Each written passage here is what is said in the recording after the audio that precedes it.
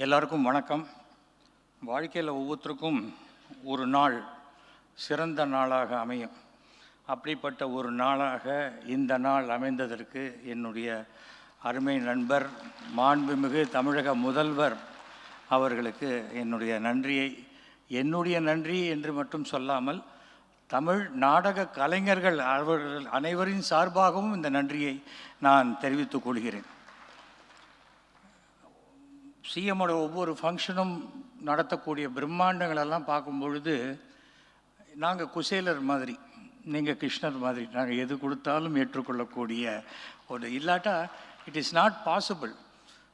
இந்த நாடகக்குழு 50 வருஷத்தில் 7000 நாடகம் போட்டிருக்கிறதுங்கிறது சாதனை என்றாலும் அந்த சாதனையை அதை ரெகக்னைஸ் பண்ணுறதுக்கு அதை விட ஒரு சாதனையாளர் வேண்டுமென்றால் அது நம்முடைய தமிழக முதல்வர். உலகமுள்ள 6 கோடி தமிழர்களுக்கும் இன்றைக்கு ஒரு தலைவனாக இருக்கக்கூடிய நம்முடைய மாண்புமிகு முதல்வர் வந்திருக்காரு. ரொம்ப சந்தோஷம். எங்களுடைய நாடக குழு ஒரு ட்ரஸ்ட்டு, அந்த ட்ராமா ட்ரஸ்ட்டை பற்றி நான் முதலே சொல்லிட்டார். நான் பேசுவேன் உங்களை பற்றி, நீங்கள் உங்களை பற்றி ரொம்ப பேசாதீங்க அப்படின்னு சொல்லிட்டார் அவர். அதனால் நான் எங்கள் ட்ராமா ட்ரூப்பில் இந்த சாதனை நடத்துவதற்கு முக்கிய காரணம் இது ஆரம்பித்து வைத்த என்னுடைய தந்தை திரு எஸ்வி வெங்கட்ராமன் அவர்கள். நீங்கள் அவரை பார்த்துருப்பீங்க. ரோஜா படத்தில் அவர் தான் வெள்ளைப்பணியாரம் கேட்டு ஆக்ட் பண்ணுவார். அரவிந்த் சாமி பாஸ்னா புரியாது, இந்த வெள்ளைப்பணியாரன்னா தான் புரியும். அதுக்காக சொன்னேன். அவர் ஆரம்பித்தார். ரொம்ப வெல் டிசிப்ளின்டு பர்சன். அவருடைய 100வது ஆண்டு இது. எங்கள் நாடகக்குழுவுடைய 50வது ஆண்டு. என்னுடைய 75வது வயது இந்த டிசம்பர் மாதம். இதில் முதல்வருக்கு ஞாபகம் இருக்குமா இல்லையான்னு தெரியாது. எங்கள் அப்பாவோட 75வது பிறந்த நாளைக்கு ஜிஆர்டியில் நீங்கள் வந்தீங்க, அன்ற மேயராக இருந்தீங்க.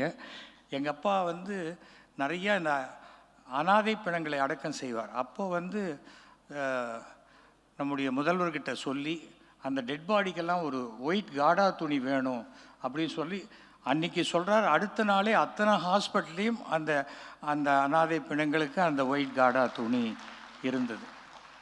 அதே போல் நான் எம்எல்ஏவாக இருந்தபோது, துணை முதல்வராக இருந்தபோது அப்போது நான் கேட்டேன், சுடுகாட்டில் வேலை செய்யக்கூடிய வெட்டியான்களை அரசு ஊழியராக்கணும், பிணம் வந்தால் தான் பணம் அப்படின்னு இருக்குது அப்படின்னு. அது அடுத்த அந்த செஷன் முடிஞ்சு ஒரு வாரத்துக்குள்ளே அவர்களை அரசு ஊழியராக்கி இன்று வரை அரசு சம்பளம் பெற்றுக்கொண்டிருக்கிறார்கள். இப்போ அவங்களும் எல்லோரும் நல்லா இருக்கணும் தான் வாழ்த்துவாங்க. காலையில் எழுந்தோன்னே 2 பணமாவது வந்தால் தான் இன்றைக்கி நமக்கு வாழ்க்கைன்னு நினைக்கிறது இல்லை. ஏன்னா எப்படி மருத்துவர்கள் நோயாளிகளோடவே வாழ்கிறாங்களோ அது மாதிரி இவங்க இறந்தவர்களோடையே வாழ்ந்து கொண்டிருக்கக்கூடியவர்கள். அவர்களுக்கு உண்டானது பண்ண முடிஞ்சது. எனக்கு எங்கள் நாடகக்குழுவின் மூலம் வரக்கூடிய பணத்தை வைத்து வருஷத்துக்கு 100 ஸ்டூடெண்ட்ஸுக்கு நாங்கள் ஃபீஸ் கட்டுறோம், புக்ஸ் வாங்கித்தரோம், யூனிஃபார்ம்ஸ் வாங்கித்தரோம். வருஷத்துக்கு 200 பேருக்கு ஃப்ரீயாக கேட்ராக்ட் ஆப்ரேஷன் பண்ணுறோம்.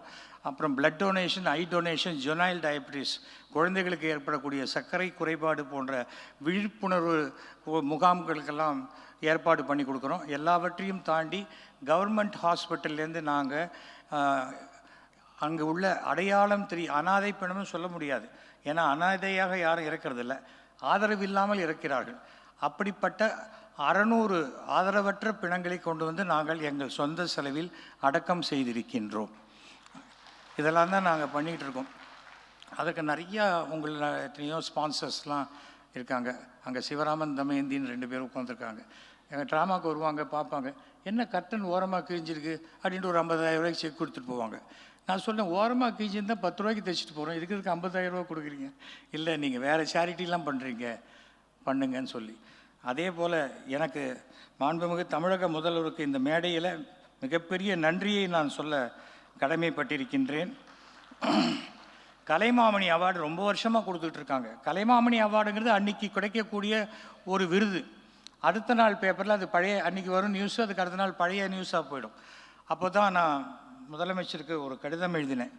கலைமாமணி பரிசு பெற்றவர்களுக்கு ஒரு வாழ்நாள் கௌரவமாக அவர்கள் தமிழக பஸ்ஸில் இலவசமாக பயணம் செய்வதற்கு நீங்கள் அனுமதிக்க வேண்டும்னு கேட்டேன். அதை உடனே கொடுத்தார். அது 60 வயதுக்கு மேற்பட்டவர்களுக்கு துணைக்கு ஒருத்தர் போகிறதுக்கும் அளவு பண்ணியிருக்கார். இதுக்கும் அனைத்து வெறும் நாடக கலைஞர்கள், அனைத்து மேடை கலைஞர்கள், தெருக்கூத்து கலைஞர்கள் எல்லார் சார்பாகவும் எங்களின் மனமார்ந்த நன்றியை நாங்கள் தெரிவித்துக்கொள்ள கடமைப்பட்டிருக்கின்றோம். காரணம் நமக்கு ஒன்று வேணும், நமக்கு ஒன்று வேணும்னு ஒன்று இருக்குது, பக்கத்து இலைக்கு பாயசம் கேட்குறதுன்னு ஒன்று இருக்குது. ஆனால் இது பொதுவாக வாய்ப்பு இல்லாதவர்கள், குரல் அற்றவர்களுடைய குரலாக நம்ம இருக்கணும் அப்படின்னு தான் நான் நினைப்பேன். எனக்கு ஏதோ நல்லபடியாக நடத்த முடியுது, நடத்திக்கிட்டு இருக்கோம். இன்றைக்கி ஒரு வீக் டே, டிராஃபிக் அந்த மாதிரி இருக்குது நமக்கு. முன்னெல்லாம் அரை மணி நேரத்தில் போயிடலான்னு சொல்லுவோம், இல்லை நான் கிளம்பிட்டேன்னு தான் சொல்கிறாங்க. இப்போ அரை மணி நேரத்தில் வர முடியுமா முடியாதான்னு தெரியாது. நான் 8th பக்கம்தான் இருக்கேன், வந்துடுவேங்கிறாங்க, வரத்துக்கு அரை மணி நேரம் ஆகுது. ஏன்னா போய் யூட்டர்ன் எடுத்துகிட்டு வருது. ஆனால் மெட்ரோ வருது. தமிழ்நாட்டில் மெட்ரோ வந்த பிறகு இந்தியாவின் மிகச்சிறந்த தலைநகரங்களில் சென்னை ஒன்றாக இருக்கும், அதில் எந்த டவுட்டும் கிடையாது. நான் எத்தனையோ நாடுகளுக்கு போய் நாங்கள் நாடகம் போட்டிருக்கோம். ஈஸ்ட் ஆர் வெஸ்ட், அவர் இந்தியா இஸ் பெஸ்ட்.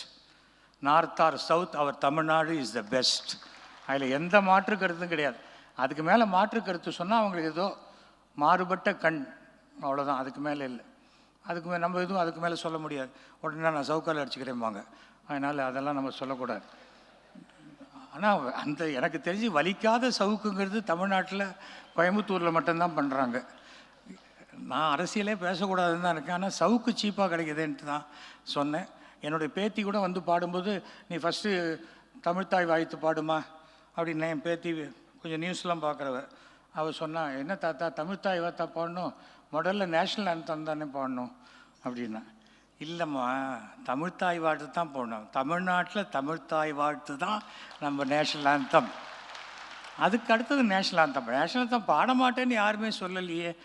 இல்லையே, அப்படியா தாத்தா அப்படின்னாங்க. எந்த தாத்தா கிட்ட சொல்லாதம்மா, கிண்டியில் இருக்கிற தாத்தா கிட்ட போய் சொல்லிட்டு வா அப்படின்னு. அது எந்த தாத்தான்னு எனக்கு தெரியல, ஆனால் அவள் சொன்னதுக்காக சொல்கிறேன். ஆனால் நமக்கு எது சிறப்பாக கிடைக்கிறதோ அதை விட எது இல்லையோ அதை நினச்சி இயங்கக்கூடிய மனோபாவம் தான் ஜாஸ்தி. மாண்புமிகு தமிழக முதல்வர் எல்லோருக்குமான முதல்வர். அவர் அந்த எல்லோருக்குமான முதல்வராக இருக்கும் வரை அவர் என்றுமே முதல்வராக இருப்பார் என்ற நம்பிக்கை எனக்கு இருக்கிறது. ரொம்ப சந்தோஷமான ஒரு விஷயம் என்னென்னா, எங்களுடைய 3000வது ட்ராமா சீஃப் மினிஸ்டர் அன்றைய சீஃப் மினிஸ்டர் ஜெயலலிதா அவர்கள் வந்தாங்க. 3500 அன்றைய முதல்வர் கலைஞர் திரு மூப்பனார் அவர்கள் வந்தாங்க. 5000வது நாடக விழா அப்பவும் அன்றைய முதலமைச்சர் ஜெயலலிதா அவர்கள், வைகோ வந்தாங்க. அதற்கு பிறகு 5600 அன்றைய முதல்வர் நம்முடைய கலைஞர் அவர்களும் துணை முதல்வராக இருந்த நம்முடைய ஸ்டாலின் அவர்களும் வந்தாங்க. இன்றைக்கி நம்முடைய முதல்வராக திரு ஸ்டாலின் அவர்கள் வந்திருக்கிறது ரொம்பவும் பெருமைக்குரிய ஒரு விஷயம். ஏன்னா நான் அசம்பிளியில் அவர் துணை முதல்வராக அறிவிக்கும் போது நான் கை தூக்கி நான் வாழ்த்துறேன்றேன். என் கையை பிடிச்சி 10 பேர் இருக்கிறாங்க. ஏன்னா நான் வேறு கட்சியில் இருக்கேன். எனக்கு கட்சி இதெல்லாம் இல்லை, நான் விசுவாசி கிடையாது, நான் நேர்மையானவன். வாழ்க்கையில் நட்புக்கு மட்டுமே முக்கியத்துவம் கொடுக்குறவன். நமக்கு யார் நல்லது செய்தாலும் அவர்களுக்கு நாம் நன்மை செய்ய வேண்டும். அதுதான். ஒருத்தரை பார்த்தாலே நமக்கு என்ன கிடைக்கும் அவசியமே இல்லை. நாம் எல்லோரும் நல்லா இருக்கோமா, அதை விட என்ன வேணும் சொல்லுங்கள். அப்படிப்பட்ட பல நன்மைகளை கூடிய விரைவில் எல்லாருக்கும் சந்தோஷப்படுற மாதிரி செய்வார். ஏன்னா இது ஒரு நாடக விழா. இந்த நாடக விழாவில் நான் எவ்வளோ பேசணுமோ அவ்வளோதான் எனக்கு பேச முடிய வாய்ப்பு. ஆனால் மீண்டும் மீண்டும் எங்கள் ஆழும் மனத்தில் இருந்த அத்தனை நன்றியையும் நாங்கள் உங்களுக்கு காணிக்கையாக்கிறோம். சாதாரணமான ஒரு விஷயம் அல்ல இது. இன்றைக்கி நீங்கள் பார்த்துருக்கேன், உங்கள் பிரச்சாரம் கிட்டத்தட்ட 2 மாதம் முன்னாடி ஆரம்பிச்சிட்டிங்க. 2026 எலெக்ஷனுக்கு. இன்னும் பாக்கி பேர் இன்னும் ஆரம்பிக்கவே இல்லை, இன்னும் சில பேர் முயற்சிக்கவே இல்லை, அந்த மாதிரிலாம் இருக்காங்க. அதனால் உங்கள் வெற்றி என்பது அதிர்ஷ்டம் அல்ல, உங்கள் உழைப்புத்தான் உங்கள் வெற்றி.